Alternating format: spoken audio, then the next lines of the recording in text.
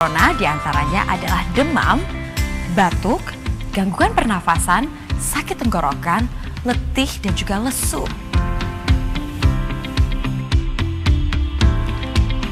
Mudah, lakukan 3 langkah cegah. 1. Tutup mulut saat bersin atau batuk, kalau perlu menggunakan masker ya. 2. Cuci tangan hingga bersih menggunakan sabun atau menggunakan cairan antiseptik. 3. Jaga kesehatan dengan perbanyak mengkonsumsi buah dan sayur, serta hindari mengkonsumsi daging setengah matang dan rutin berolahraga.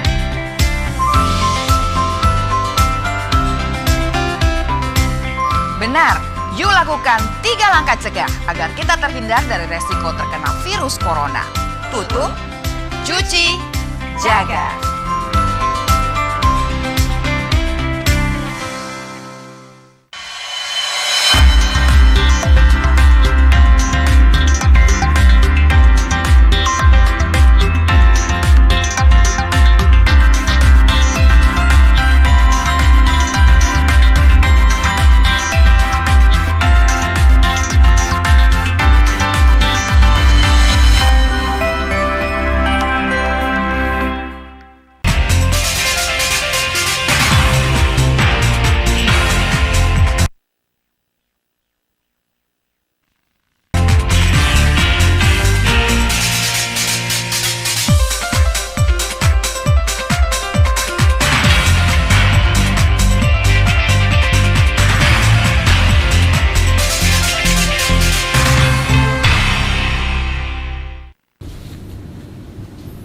Assalamualaikum warahmatullahi wabarakatuh. Selamat sore pemirsa TVRI Bangka Belitung. Senang sekali Dialog 21 kembali hadir ke hadapan Anda bersama saya Dik Revelino. Dan hari ini saya akan mengajak Anda berbincang tentang kedisiplinan berlalu lintas. Bagi saya mungkin isu ini akan menjadi cukup menarik begitu ya. Di samping memang ini menjadi isu klasik, tetapi di sisi lain banyak di antara tentu kita semua bersepakat bahwa isu kedisiplinan dalam berlalu lintas ini adalah menjadi sesuatu hal yang sangat penting. Namun di sisi lain ini menjadi hal yang sangat kontradiktif karena banyak di antara kita tentunya tidak sedikit yang masih menganggap kesadaran kedisiplinan dalam berlalu lintas masih menjadi sesuatu yang sepele. Kita melihat banyak sekali secara kasat mata masih banyak di antara kita yang melanggar aturan berlalu lintas. Padahal rendahnya kesadaran dalam menerapkan aturan berlalu lintas sering menjadi gambaran perilaku dan juga budaya masyarakat di suatu tempat. Dan selain itu juga aturan berlalu lintas di masa pandemi COVID-19 ini diterapkan bersamaan dengan protokol kesehatan. Nah, tidak mudah mengedukasi masyarakat, terutama sesuatu yang baru itu dianggap sebagai beban begitu. Dan untuk berbincang terkait dengan permasalahan tersebut, saat ini di studio kami sudah hadir 2 orang tamu. Saya akan perkenalkan yang pertama yaitu Bapak Andreas Purwanto, Kepala Subdirektorat Rekiden, Registrasi dan Identifikasi Ditlantas Polda Kepulauan Bangka Belitung.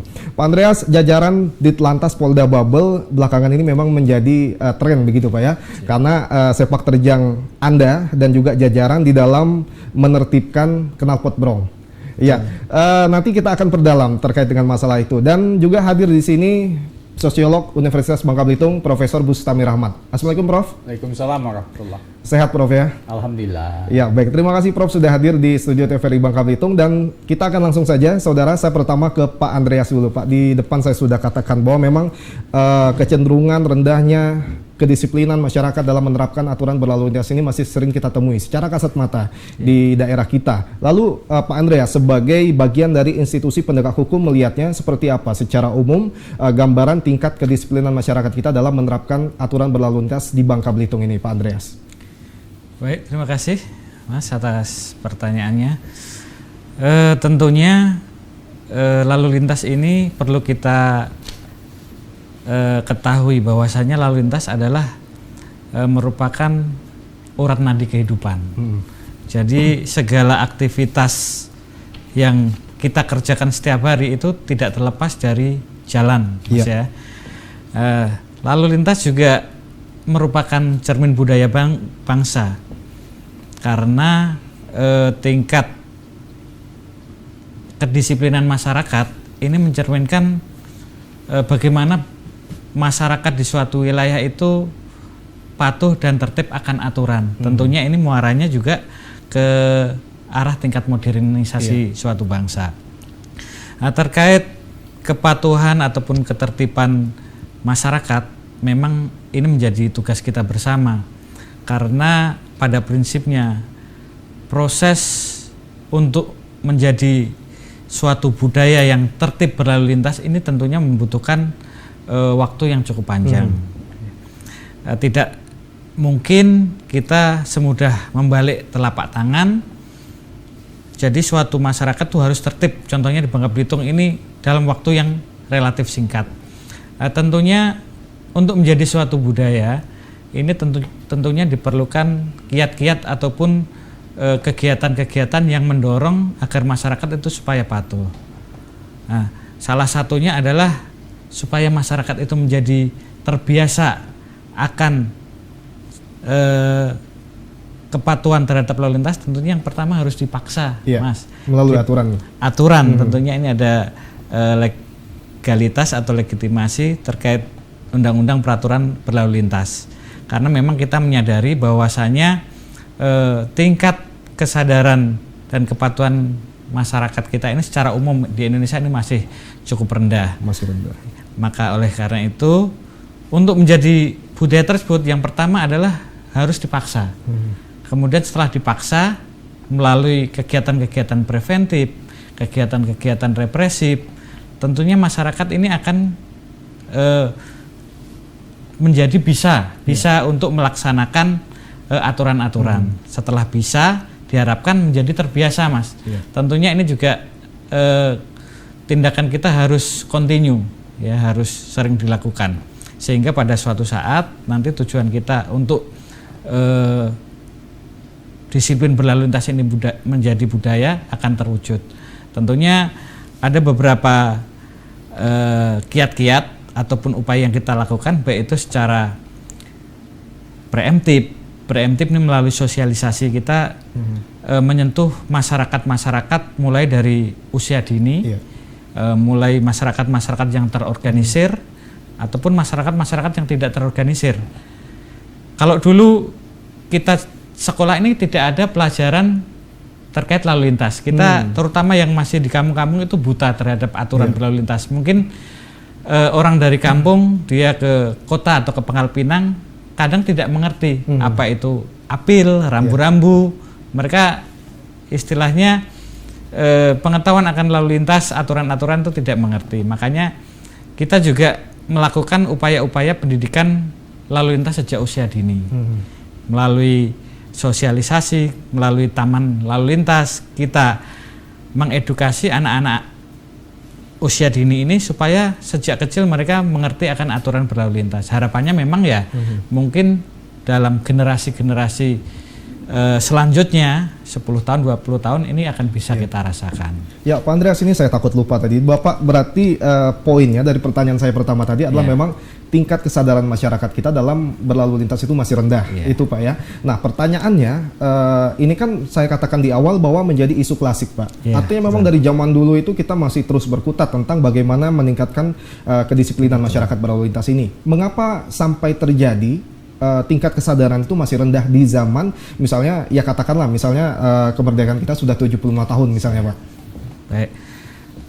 Tingkat kesadaran ataupun kepatuhan kita masih rendah, tentunya memang yang pertama memang masyarakat yang kita sentuh ini tidak merata, Mas. Jadi kebanyakan kalau dulu kan yang mengerti ataupun yang tahu ada rambu-rambu, ada alat pengatur isyarat lalu lintas, ada marka, itu biasanya kan di kota-kota. Tetapi kita lupa bahwasanya masyarakat-masyarakat yang di wilayah, terutama daerah-daerah yang istilahnya jauh dari perkotaan, ini mereka memang belum ada kurikulum ataupun belum ada kegiatan yang sifatnya secara masif untuk memberikan pengetahuan ke mereka. Jadi memang di samping petugas kita yang melaksanakan himbauan sosialisasi ini juga terbatas, memang ya pengetahuan ataupun pengertian masyarakat terhadap lalu lintas ini masih kadang kalau tidak diawasi mereka tidak tertib. Kadang kalau tidak ada operasi mereka juga sudah tidak mematuhi aturan lalu lintas masih perlu pengawasan, masih perlu upaya-upaya yang sifatnya preemptif, sosialisasi yang perlu digelorakan secara terus-menerus supaya masyarakat ini tahu, Mas. Ya, tapi kurikulum yang Bapak katakan tadi itu terkait dengan pembelajaran kedisiplinan berlalu lintas itu saat ini sudah ada, Pak? Sudah ada. Kebetulan kemarin kita tahun 2017 kita pernah mengadakan rapat diseminasi terkait kurikulum lalu lintas ini untuk dimasukkan ke dalam salah satu kurikulum pendidikan umum, pendidikan dasar. Iya. Itu kita pernah melaksanakan rapat, kita mengundang dari Kepala Dinas Pendidikan Provinsi, Kabupaten, kita kumpulkan, kemudian sebagian guru-guru, dan kita juga dari Korlantas, dari pusat sudah menyusun ataupun membuat bahan pelajaran Hanjar. Itu kalau tidak salah masih dari tingkat SD sampai dengan tingkat SMP.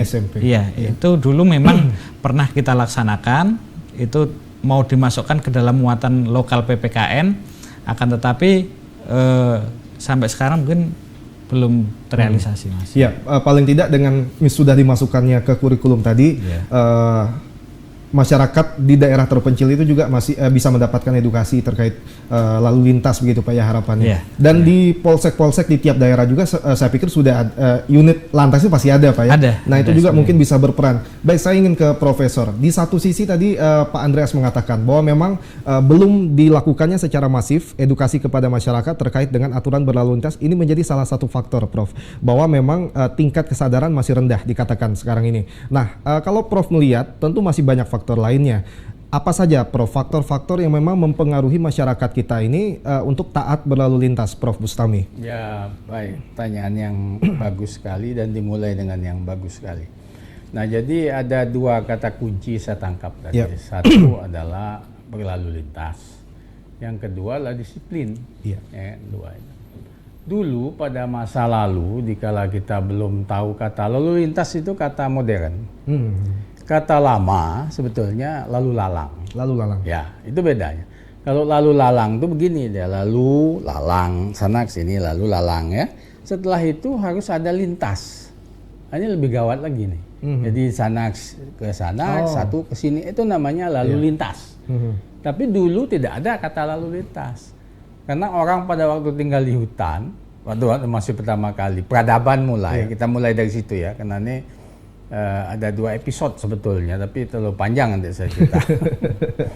Jadi kalau orang mulai membuka hutan, maka dia tidak terlalu perlu jalan, ya enggak? Jadi dia terobos saja hutan.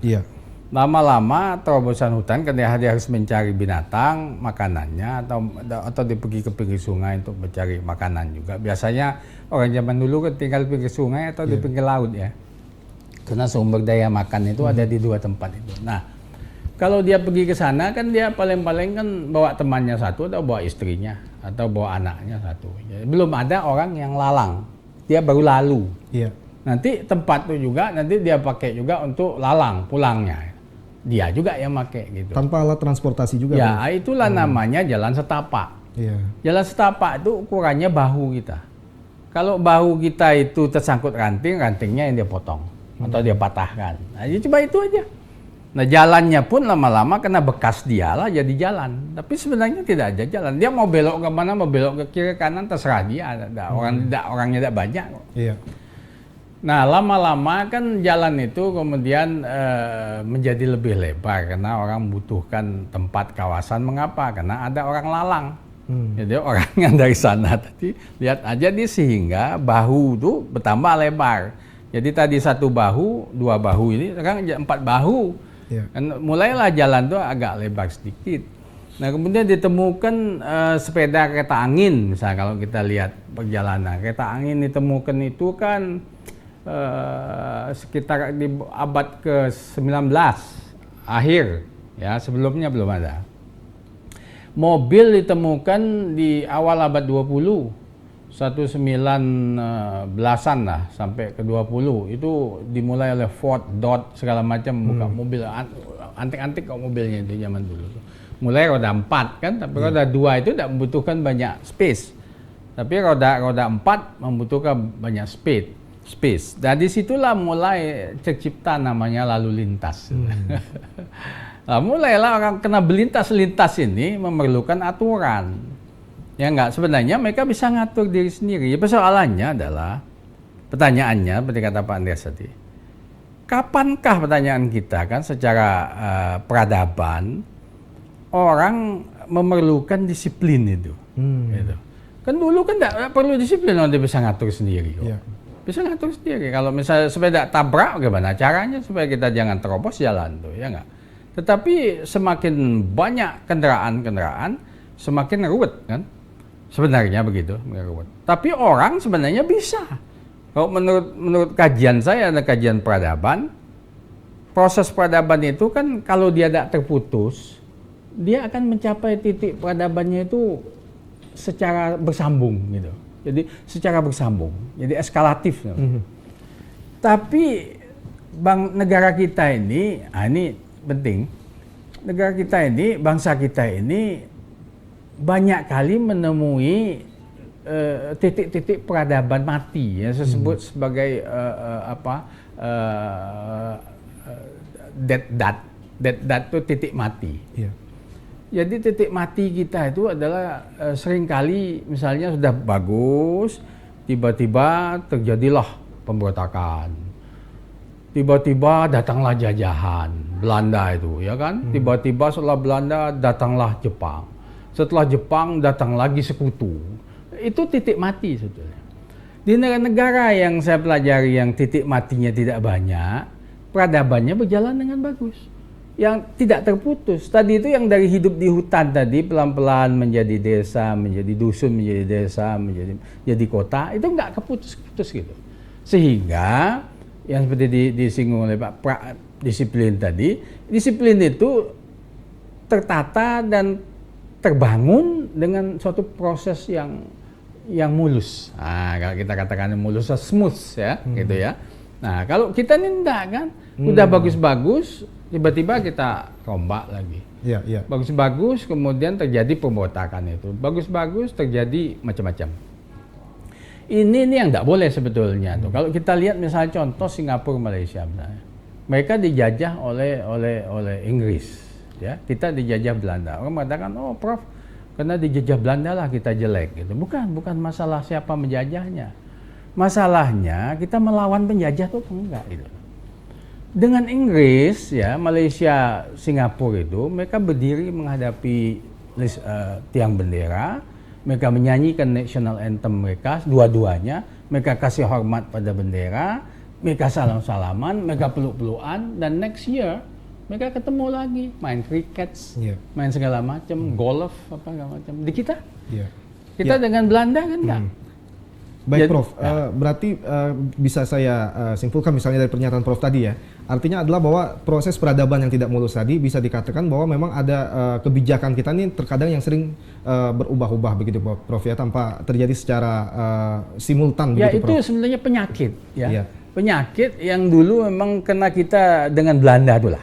Ya, itu sebenarnya. Kita kan tidak suka dijajah itu sebetulnya, tetapi kita mau berdaya bagaimana. Tapi kita harus melawannya dan kita usir mereka itu. Mengusir Belanda itu sebenarnya bukan saya mau membela supaya tidak diusir, ya. Mengusir Belanda itu berarti mengusir budaya. Peradabannya itu kita usir. Apakah Belanda dulu tidak disiplin? Sangat disiplin.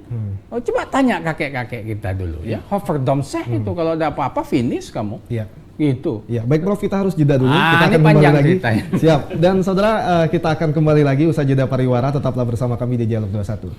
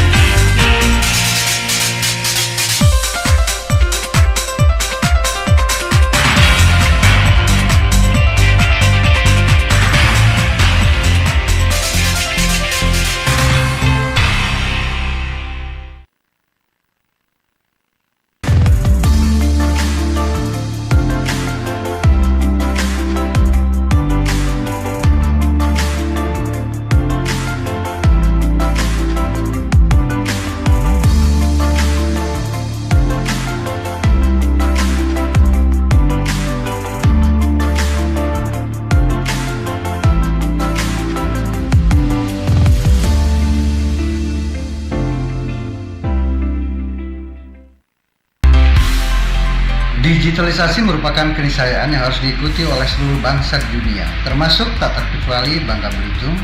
Dan kita bersyukur TVRI Bangka Belitung sudah memulai siaran dengan digital system.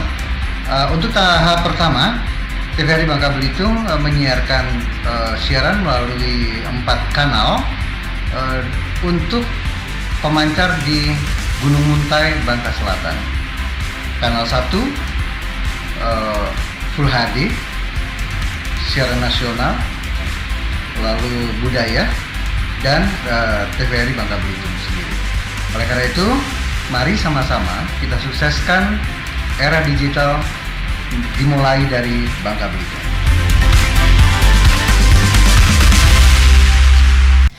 Hai, sudah tahu dong soal virus corona yang saat ini lagi heboh sejagat.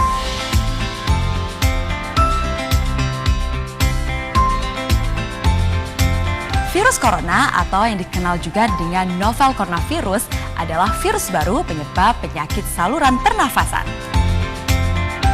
Virus ini masih satu keluarga dengan virus penyebab SARS dan juga MERS yang sangat disayangkan sampai saat ini belum tersedia vaksinnya. Jadi kita perlu waspadai gejala klinisnya. Gejala klinis virus corona diantaranya adalah demam, batuk, gangguan pernafasan, sakit tenggorokan, letih, dan juga lesu.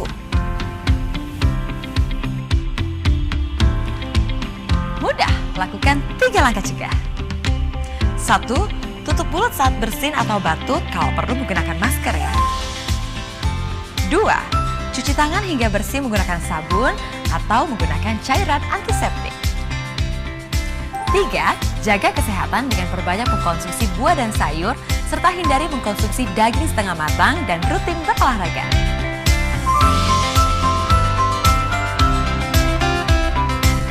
Benar, yuk lakukan 3 langkah cegah agar kita terhindar dari resiko terkena virus corona.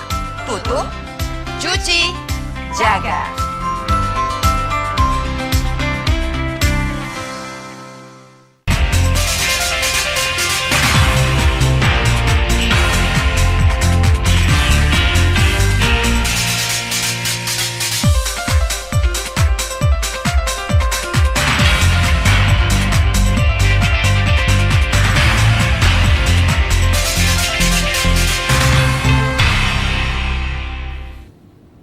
Baik, terima kasih saudara, masih tetap bersama kami di Dialog 21. Pak Prof, tadi Pak Andreas bercerita tentang bagaimana pentingnya dimasukkannya edukasi tentang berlalu lintas ini ke dalam kurikulum pendidikan anak sekolah lah begitu, apakah itu SD, SMP ataupun SMA. Nah, kalau Prof sebagai sosiolog melihat apa korelasi antara pendidikan ini, Prof, dengan misalkan ketaatan masyarakat terhadap sesuatu hal? Katakanlah di sini misalnya ketaatan terhadap aturan berlalu lintas. Ya, jadi saya sampaikan bahwa yang namanya disiplin itu adalah mentalitas masalah. Mental. Nah, mentalitas ini tidak bisa, menurut saya tidak cukup di kurikulum. Dia itu harus dikulum, gitu. Kalau perlu ditelen. Iya. Gitu. Jadi kalau cuma di kurikulum aja, tidak ada orang yang mengajarkan dia di depan kelas itu yang sama dengan apa yang diinginkan oleh kita di dalam mental itu tidak akan mungkin bisa. Ya, contohnya di kulum, implementasi di kulum dan dikulannya seperti apa, Prof? Kulum itu artinya bahwa mentalitas itu betul-betul harus disadari betul. Jadi ada perasaan yang betul, tadi kan sudah diomong Pak Andreas itu, kesadaran yang kurang. Itu artinya apa sih? Kesadaran itu ada di mana sih? Ada di masing-masing. Kesadaran itu tidak ada di otaknya saja. Kesadaran itu ada di perasaannya. Makanya kalau bahasa agama kan sebut kolbu. Kalau kita menyebutnya sok modern mindset gitu. Mindset itu di mana? Bukan mind dalam pengertian brain, bukan, tapi dia bergabung antara otak itu dengan hati.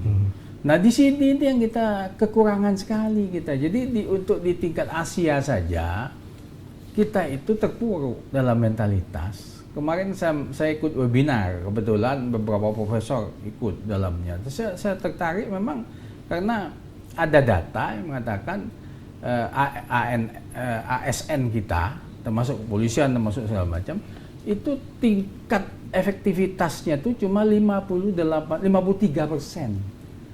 Malaysia 80%, Singapura 100%, 100% tingkat efektivitasnya itu. Nah untuk di kita di seluruh dunia kita tuh nomor 200 berapa begitu, kan buruk sekali kita ASN.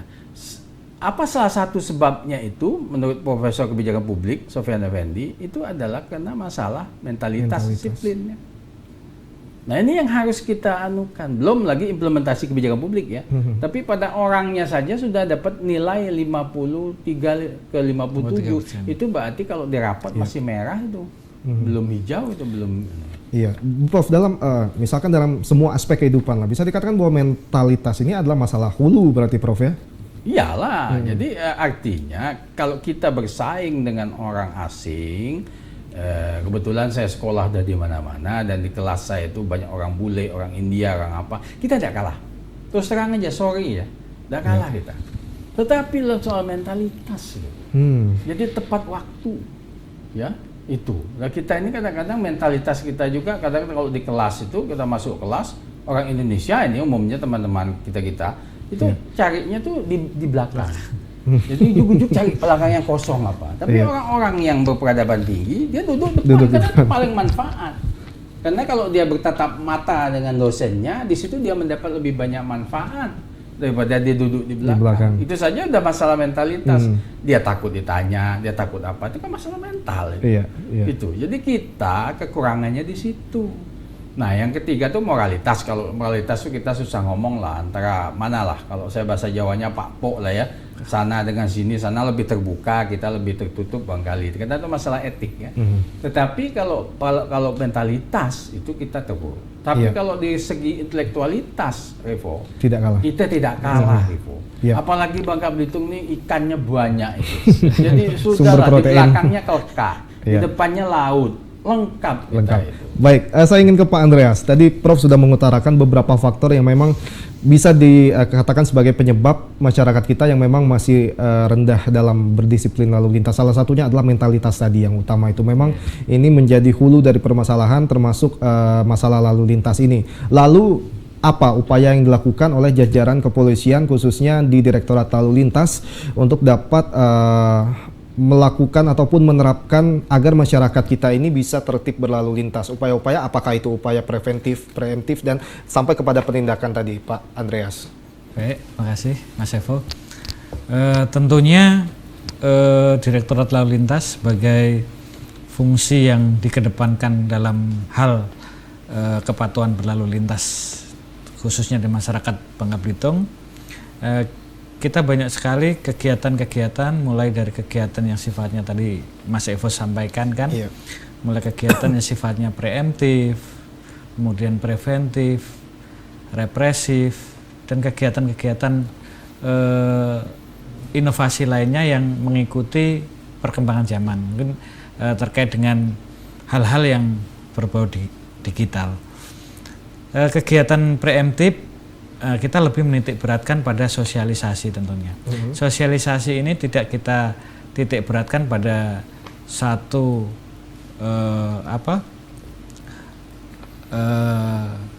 golongan usia, tapi kita sampaikan kepada seluruh golongan usia. Baik ini sosialisasi internal maupun eksternal. Internal sendiri mungkin secara umum masih banyak dari pihak instansi-instansi, baik itu instansi-instansi pemerintahan ataupun di kepolisian sendiri, di aparat-aparat ini juga kesadaran-kesadaran itu juga masih perlu kita belikan secara terus-menerus karena memang ya masih ada beberapa oknum atau apa yang mungkin yang seharusnya dia menjadi contoh, ini mungkin belum semuanya bisa terlaksana. Kemudian yang terkait dengan semua golongan, tadi seperti saya sampaikan pertama, kita tentunya lebih banyak menyentuh kepada generasi-generasi muda ya, generasi milenial ya, mulai dari anak-anak usia dini, anak-anak SMA, kemudian kita masuk ke kalangan sivitas akademika. Tentunya ini kita harapkan mereka juga sebagai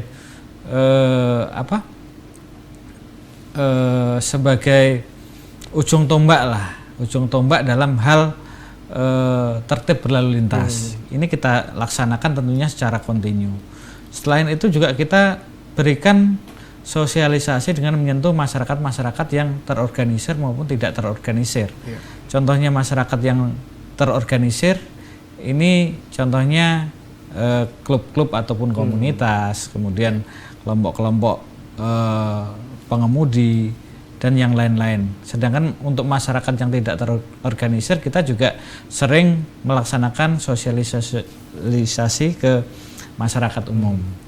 Kemudian yang selanjutnya terkait kegiatan preventif, kita ada kegiatan di lapangan.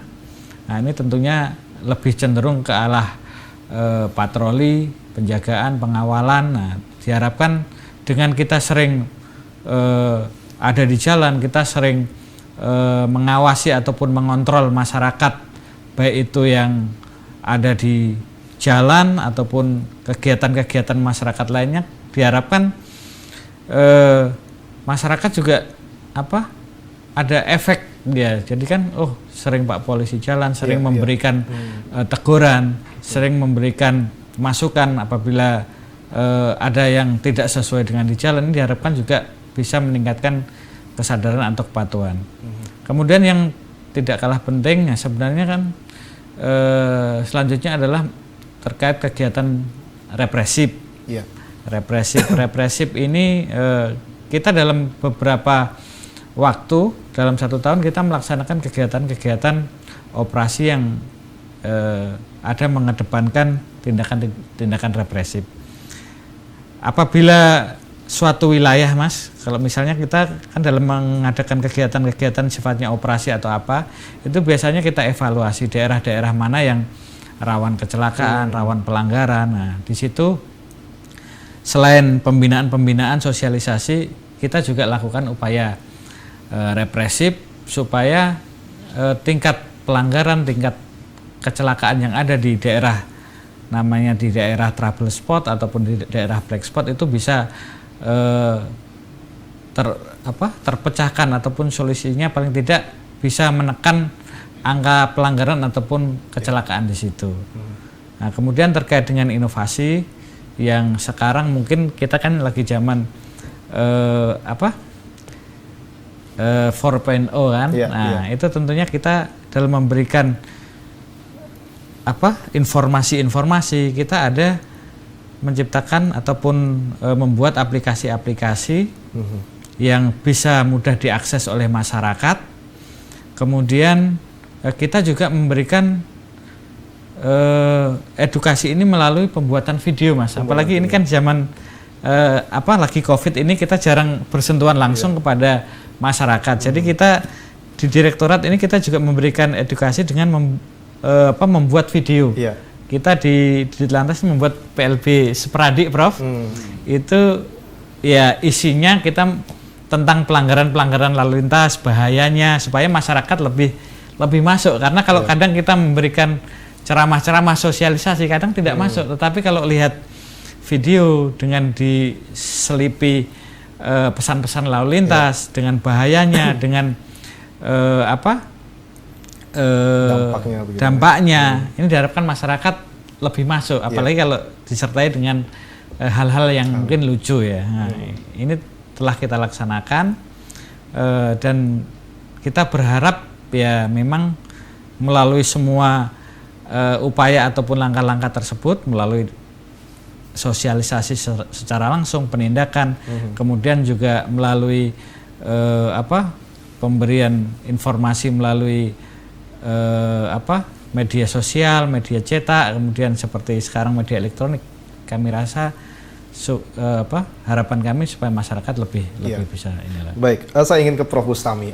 Yang dilakukan pihak kepolisian ini sudah banyak upayanya, Prof. Mulai dari preemptif tadi, terus juga pendekatan secara preventif, termasuk juga represif tadi. Dan tidak kalah pentingnya ternyata pihak kepolisian juga memanfaatkan misalkan platform media sosial untuk dapat memberikan sosialisasi yang lebih mengena begitu, Prof, kepada masyarakat, terutama segmentasi anak muda yang memang potensi pelanggaran terdapat di situ ya, Pak Andreas lah.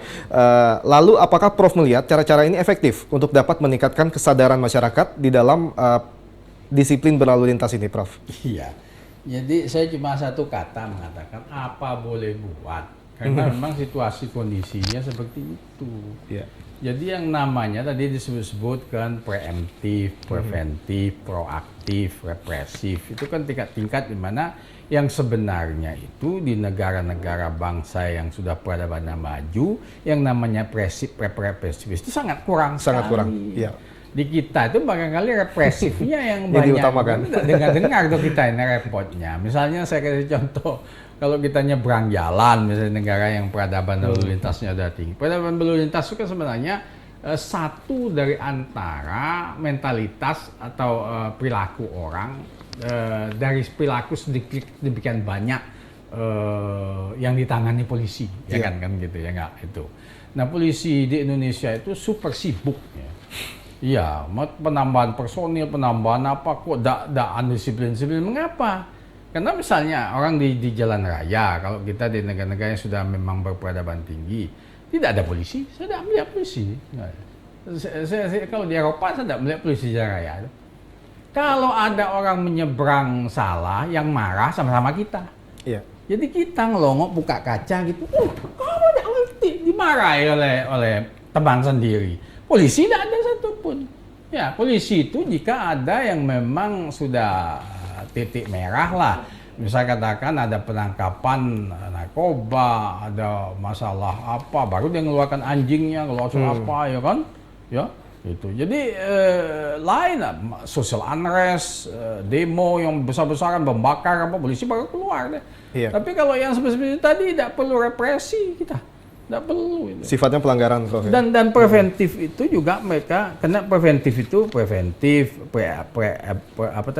preemptif, kemudian proaktif itu adalah kalimat-kalimat pada peradaban tinggi, jadi high civilization gitu loh.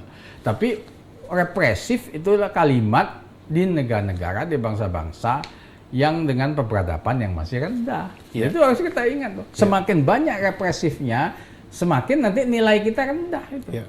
Jadi harusnya bagaimana? Tapi Prof, kalau misal tidak represif kan tidak bisa. Jadi saya bilang apa boleh buat? Karena kondisi seperti itu. Jadi menakut-nakuti, ya, mengacam-ngancam. Itu kerja kita itu kan.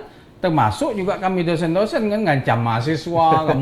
Jadi modelnya kita itu seperti kita Belanda dulu ngancam kita. Jadi kita juga ngancam rakyat kita sama seperti itu. Karena pelajarannya itu dari situ. Nah ini kan harus diputus mata rantai. Ini maksud saya itu.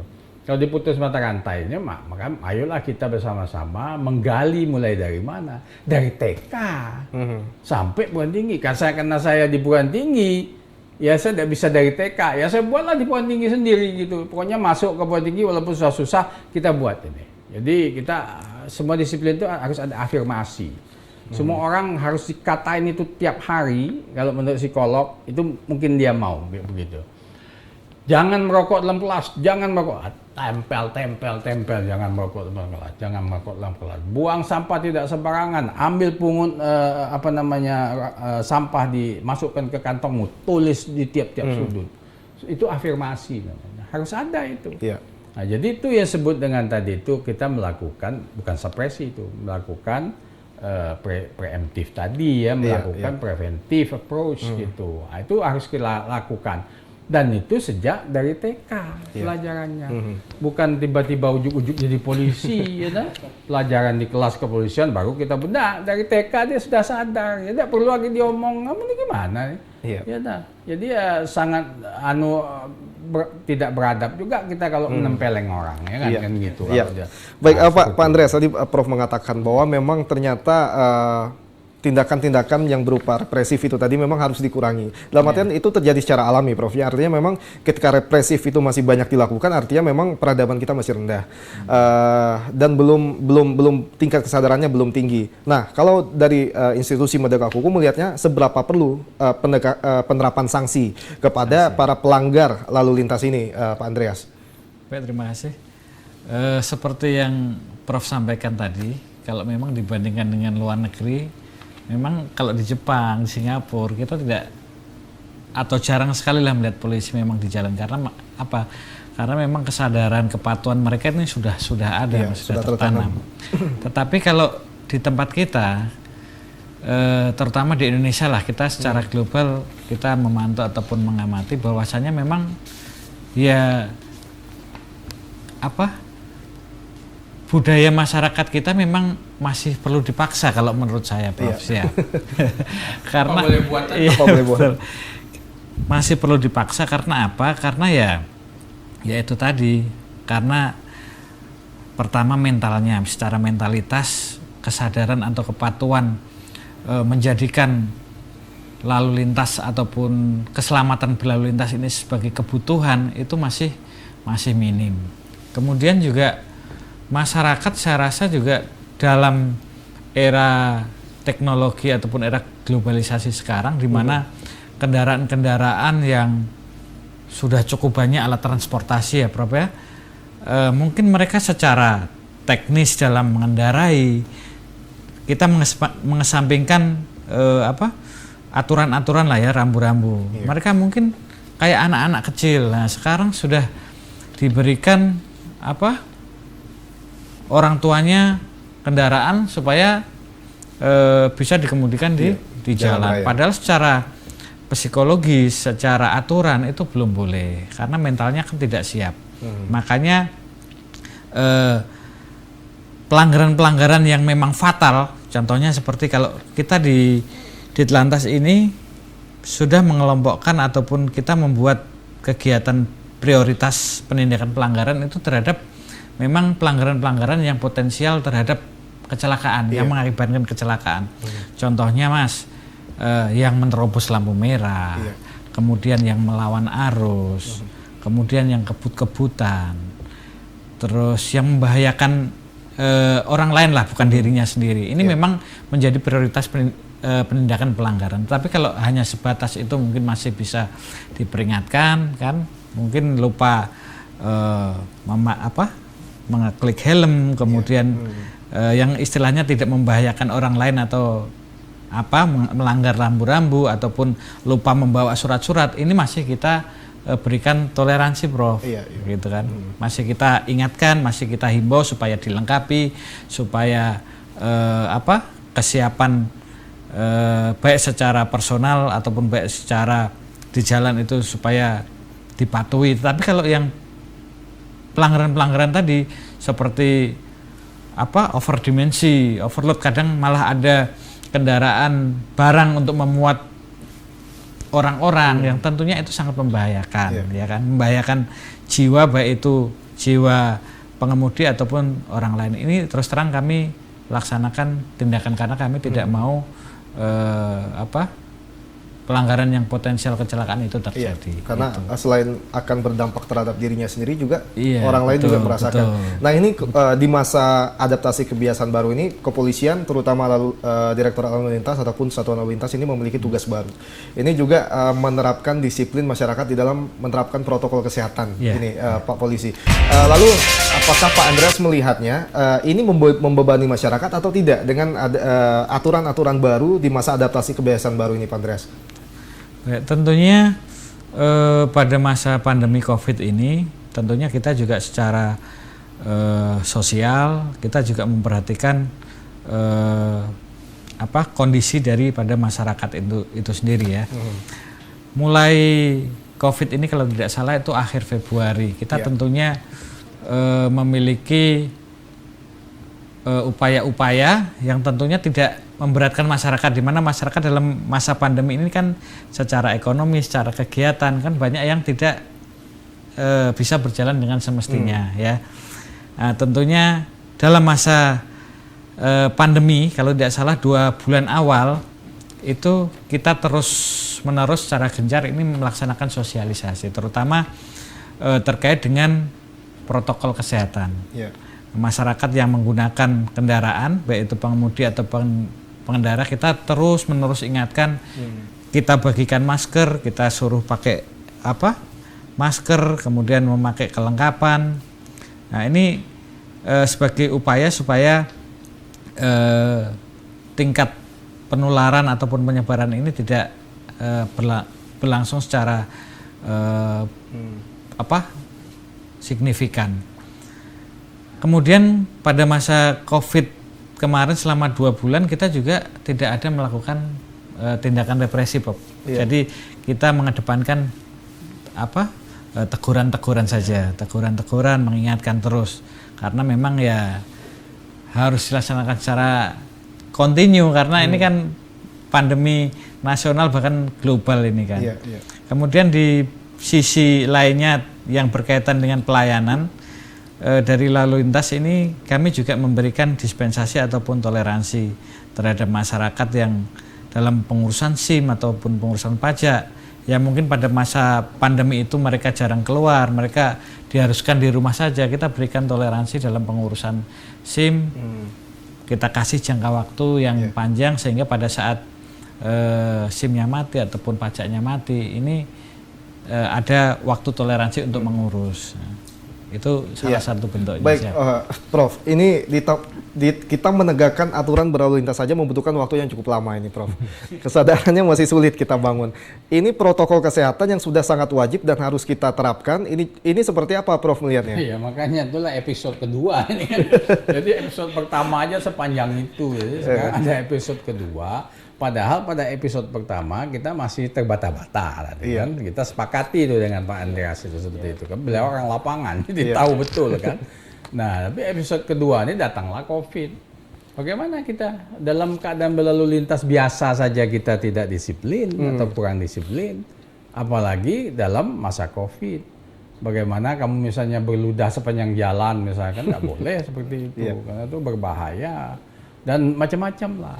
Ya, kadang-kadang di masyarakat kita ini, itulah nanti saya suka dengan Kapolda yang sekarang ini, apa namanya, Pak Irjen Anang ya. Anang Sari. Nah itu karena apa yang saya baca yang dia omongkan, saya tangkap lamat-lamat, itu kelihatannya dia lebih pada usaha yang preventif ketimbang pada represif. Karena itu sampai dia ngomong rakyat ini perlu nanam cabai, nanam apa, itu kan omongan orang yang punya peradaban tinggi, gitu loh. Tapi tangkap itu, tangkap ini, razia itu. Jadi indikator dari masyarakat kita yang masih berperadaban rendah itu banyaknya razia. Jadi sebentar ada razia sana, razia sini. Dan rakyat kita itu bukannya dia mau main-main juga. Ada dalam istilah psikologi itu, dalam sosiologi juga, anak mencoba ayah. Ada itu, teori itu. Nah, jadi misalnya anak tidak boleh makan di luar, ya, berdiri macam-macam. Ayah datang, masuk, wah dia mau nguji, dilihatnya ayahnya agak kurus kering gitu, tidak akan mungkin lah, saya kan bisa lari kencang, kan gitu. 1 kata ayah, dia diam aja makan. 2, dia diam aja. 3, kejar ayahnya, dapat pak, gitu, telinganya cet, gitu, nangis, ya kan. Nah besok coba lagi. 1 lah masuk dia. Jadi harus ada seperti itu, represif untuk anak-anak kan. Jadi kan peradaban kita itu peradaban masih anak-anak. Minta maaf lah saya. Pengetahuannya masih. Jadi anak-anak harus dilakoni. Makanya apa boleh buat, saya bilang kepada Pak Andreas, lakukanlah itu sejauh itu memang ada. Ya harus Pak, karena ini harus ada razia. Kalau tidak berbahaya nanti bawa ini, bawa narkoba. Ayo periksa.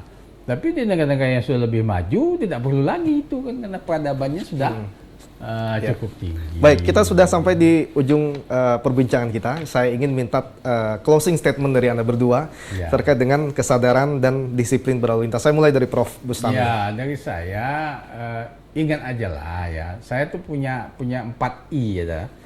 Jadi pertama keyakinan, itu iman namanya. Kita percaya bahwa ini tidak akan berlangsung lama selamanya. Jadi pasti akan ada akhirnya. Iya. Kecuali Tuhan mendatangkan yang namanya kiamat.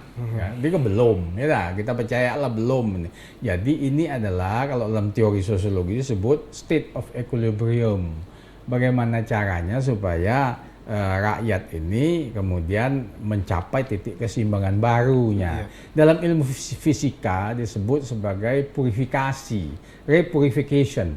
Jadi pemurnian. Saya sampai nelpon teman saya profesor dari ITB tentang fisika, ahli fisika. Benar gak statement yang dikemukakan di koran-koran? Ya betul itu, ternyata air tambah bersih, udara tambah Jadi ini sebenarnya semacam pemurnian dari Tuhan tuh kepada kita tuh. Yang kedua adalah imun, ya. Ingat itu kesehatan nomor 2 ini. Itu kesehatan kita jaga, ada apa-apa terus minum vitamin, jaga jarak tetap kita lakukan, ya. Di mana-mana kita menghindari orang banyak, pakai masker, cuci tangan, adalah protokol kesehatan tuh. Nah, yang keempat barulah kemudian yang ketiga nih ilmu, baru ilmu. Jadi saya bilang sekolah, karena saya dari Dewan Pendidikan, saya mengatakan sekolah itu nomor 3. Ya, setelah kemudian iman dan imun tadi. Kalau kita sakit bagaimana kita sekolah? Sekolah nomor 3. Baru yang lain-lain tuh ingin itu, ingin ini. Jadi ingin kaya, ingin apa, ingin buka mall, ingin nonton, ingin itulah nomor 4 terakhir. itu. Udah nih saja urutannya. Baik, gitu. 4I berarti Prof. Ya. Baik, saya ingin ke Pak Andreas, closing statement singkat Anda Pak Andreas, himbauan kepada masyarakat. Baik Mas, tentunya tadi Profesor sudah sampaikan ya terkait dengan COVID, mungkin kita sepakat lah ya semuanya kita mematuhi protokol kesehatan supaya kita bisa mencegah penularannya ya. 3M lah ya, mencuci tangan, menjaga jarak sama memakai masker. Nah, untuk di lalu lintas sendiri dalam kaitannya kepatuhan masyarakat, kami menghimbau kepada masyarakat agar menjadikan kesadaran berlalu lintas ini sebagai kebutuhan. Karena kalau kita sudah sadar bahwasannya kita di jalan itu adalah butuh keselamatan, butuh supaya tidak terjadi hal-hal yang tidak kita inginkan ataupun kecelakaan. Nah, tentunya kita harus menjadikannya ini sebagai suatu kebutuhan, Mas ya, kebutuhan. Karena memang ya kalau kita sudah selamat, tentunya sehat, tidak ada masalah, tentunya semua aktivitas kita bisa terlaksana dengan baik. Baik, Pak Andreas Purwanto, terima kasih atas kehadirannya. Prof. Bustami, terima kasih. Semoga bisa berbincang lagi di lain waktu, Prof. Ya, dan saudara, itulah tadi perbincangan kita tentang bagaimana meningkatkan kedisiplinan dan kesadaran masyarakat dalam berlalu lintas. Satu hal yang penting yang tadi saya tangkap dari perbincangan tadi adalah bagaimana kita membentuk mental kita agar kesadaran diri bagaimana kita untuk dapat menerapkan aturan-aturan yang sudah dibuat, sehingga tadi kata Prof. Bustami bahwa tolak ukur dari bangsa yang beradab adalah ketika sudah tidak ada lagi tindakan-tindakan berupa sanksi ataupun represif tadi itu. Semoga perbincangan ini bermanfaat. Terima kasih dan kita akan kembali lagi di episode Dialog 21 selanjutnya. Saya Dek Revolino, mohon pamit. Wassalamualaikum warahmatullahi wabarakatuh. Salam.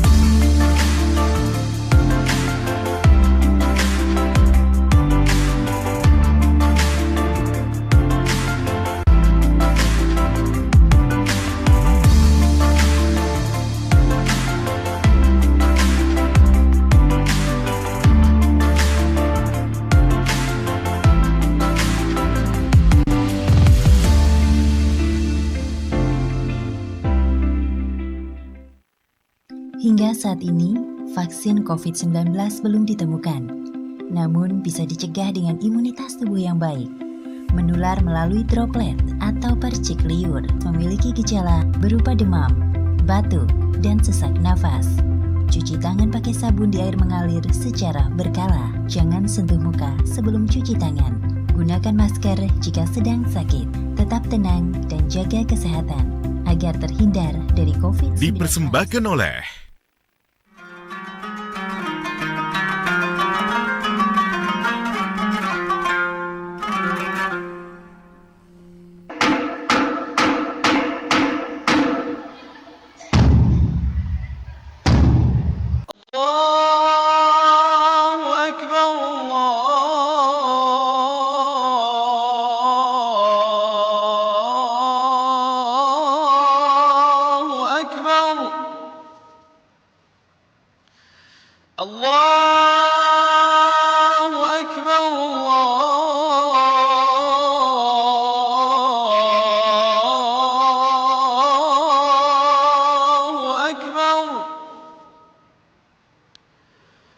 أشهد أن لا إله إلا الله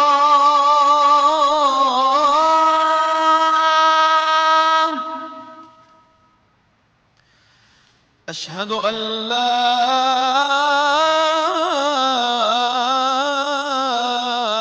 إله إلا الله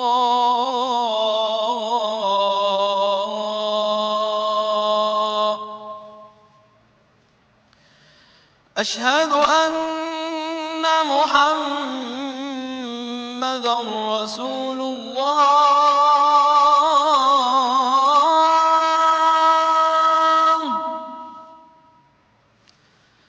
أشهد أن محمدًا رسول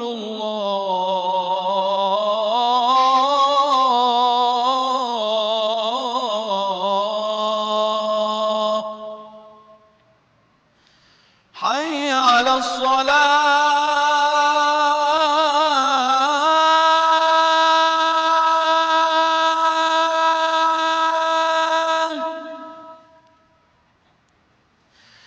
حي على الصلاة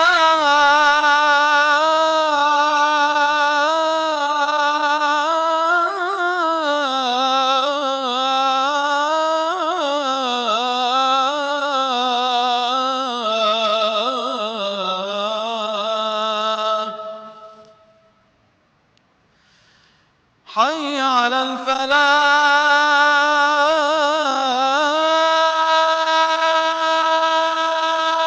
الفلاح حي على الفلاح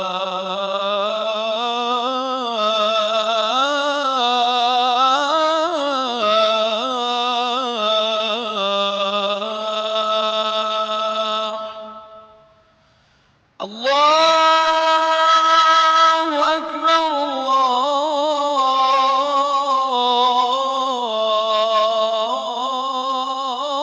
الله أكبر لا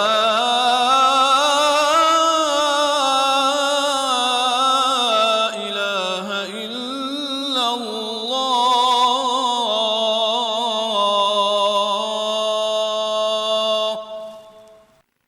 اللهم رب هذه الدعوة التامة والصلاة القائمة آت سيدنا محمدا الوسيلة والفضيلة والشرف والدرجة العالية الرفيعة وابعثه مقاما محمودا الذي وعدته إنك لا تخلف الميعاد.